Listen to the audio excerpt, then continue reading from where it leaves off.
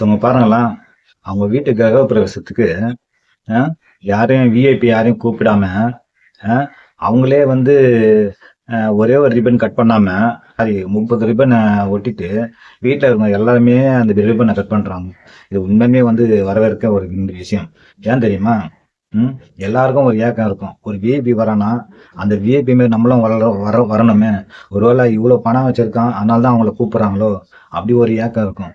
அப்படில்ல? அப்படிதானே? இந்த உலகத்துல பணம் இருந்தா தான் விஐபியா? நல்ல மனசு இருக்கிறவங்க மட்டும் விஐபி கிடையாதா?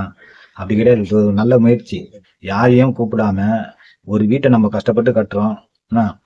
எல்லாம் நல்லா கஷ்டப்பட்டு கட்டிட்டு, யாரோ ஒருத்தன் வந்து திறக்கறதுக்கு இது வந்து ஒரு நல்ல விஷயம் கிடையாது. உண்மையுமே இந்த வீட்ட கட்டுனவங்கள, இந்த வீட்டு உரிமையாளர கண்டிப்பா பாராட்டலாம்.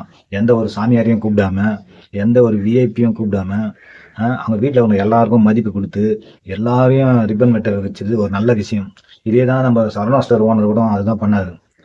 அவர் சொந்த கடைக்கு கோடிக்கணக்குல விளம்பரம் குடுத்து நடிக்க வைக்கிறத விட, அவர் வந்து ஒரு புதிய முயற்சி எடுத்தாரு.